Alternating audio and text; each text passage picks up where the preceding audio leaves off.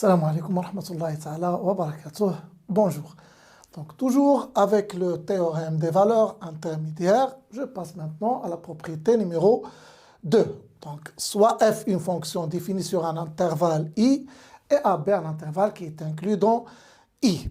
Donc si f est continu strictement monotone, donc vous devez remarquer tout d'abord il doit être continu et strictement monotone sur ab. Alors, pour tout bêta compris entre fa et f de b, il existe un et un seul réel c qui appartient à l'intervalle AB tel que f de c égale bêta.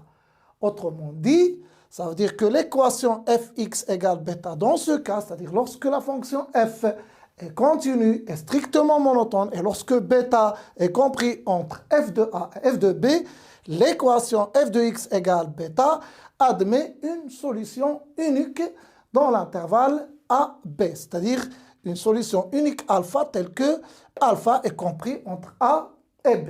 D'ailleurs, nous pouvons remarquer ça dans cette figure. Donc, remarquez ici que cette courbe, c'est la courbe d'une fonction qui est continue et strictement monotone sur AB. Ici, j'ai pris le cas d'une fonction qui est strictement croissante, donc c'est continu et strictement croissant sur l'intervalle AB.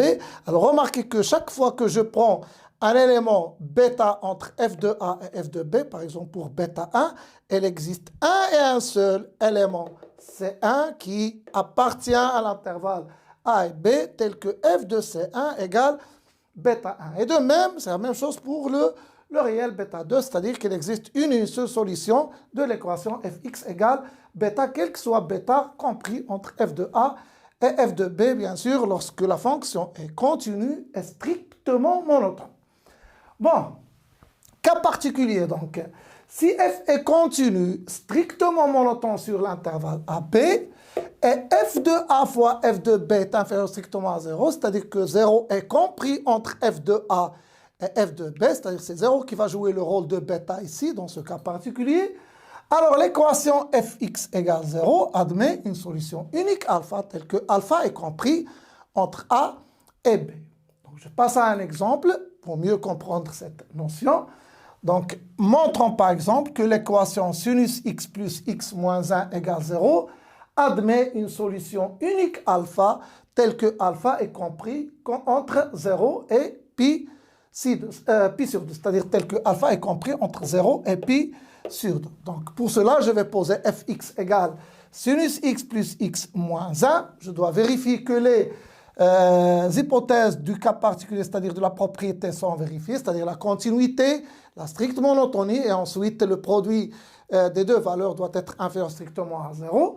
Donc le fait que f est continu sur l'intervalle 0, pi sur 2, donc elle l'est, puisque c'est la somme de deux fonctions continues sur cet intervalle. La première fonction, c'est la fonction qui a x fait correspondre sinus x, elle est continue sur R, en particulier sur l'intervalle 0 pi demi. De même, pour la fonction qui a x fait correspondre x moins 1, c'est une fonction polynôme qui est continue sur R, en particulier sur l'intervalle 0 pi sur 2. Et donc la fonction f est continue sur l'intervalle 0 pi sur 2 comme étant la somme de deux fonctions continues sur l'intervalle 0 pi sur 2. De plus, je vais essayer d'étudier la monotonie de cette fonction, c'est-à-dire je vais calculer f' de x. Donc, quel que soit x appartenant à l'intervalle 0 pi sur 2, f' de x est égal cos de x, c'est-à-dire sinus de x', c'est cos x plus x', donc c'est 1 moins 1', c'est 0.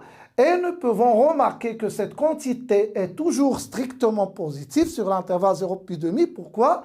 Tout simplement car quel que soit x appartenant à l'intervalle 0 pi sur 2, le cos x, elle est compris entre 0 et 1. Je sais que cos x, elle est compris entre moins 1 et 1 sur R, mais sur l'intervalle 0 pi sur 2, elle est compris entre 0 et 1. Donc, en ajoutant 1 à cette inégalité, je vais trouver donc que cos x plus 1 est compris entre 1 et 2. C'est-à-dire que f' de x, elle est compris entre 1 et 2, donc elle est strictement positive. Le fait que f' est strictement positif, ça veut dire que f est strictement croissante sur l'intervalle 0 pi sur 2. Et enfin, je dois vérifier que f de 0 fois f de pi sur 2 est inférieur strictement à 0. D'ailleurs, c'est clair, puisque f de 0 c'est égal à moins 1, puisque f de 0 c'est sinus de 0 qui est égal à 0 plus 0 moins 1, donc reste moins 1.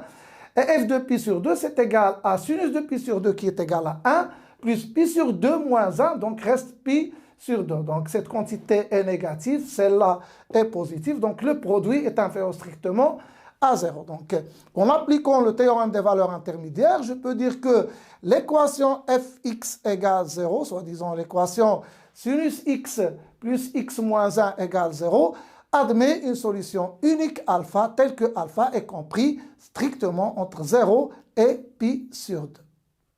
À bientôt.